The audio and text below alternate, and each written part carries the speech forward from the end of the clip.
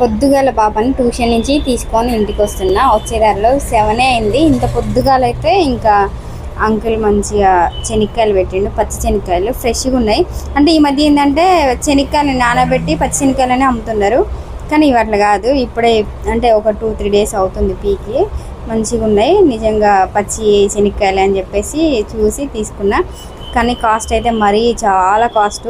అలెక్కే pickles ఉంటాయి కదా, same అట్లున్నాయి. ఆ డబ్బా ఉంది కదా, పోసిన డబ్బా, ఆ డబ్బా 100 రూపీస్ తీసుకున్నాడు. తక్కువ చేయండి అంటే అస్సలు లేదమ్మా ఇవ్వను అని చెప్పేసి అన్నాడు. ఇంకా పోనీలే, నా పాప వస్తుంటే చూసి కావాలి మమ్మీ సాయంత్రం స్నాక్స్కి లేదంటే లంచ్ కన్నా స్నాక్స్కి పంపించు అనింది. ఇక అడిగితే కాదనుకుంటే ఎట్లుంటా తీసుకొని ఇంటికైతే వచ్చేసిన. బకెట్లో వాటర్ పెట్టి వాటిని అయితే ఫస్ట్ ఒక పావు గంట సేపు అయితే వదిలేసిన బకెట్లో వేసేసి. ఇంకా మట్టి మొత్తం నానినాక క్లీన్ చేసి నీట్గా కుక్కర్లో వేసి ఒక 4-5 విజిల్ వచ్చే వరకు అయితే ఉడకనిచ్చిన. ఉడికిన తర్వాత మధ్యాహ్నం లంచ్ తీసుకెళ్ళేటప్పుడు ఒలిసి బాక్స్లో శనగ్గింజలు వేసి పంపించిన. మధ్యాహ్నం ఒలుచుకొని తినడం ఆమెకి వీలవుతుంది లేదని.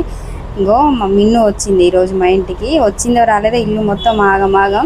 ఇంట్లో ఉన్న పౌడర్ అంతా ఆమె ఫేస్ మీదే వేసుకుంది పిల్ల. మీలో ఎంతమందికి పచ్చి శనక్కాయలు అంటే ఇష్టమో కామెంట్ చేసి చెప్పండి.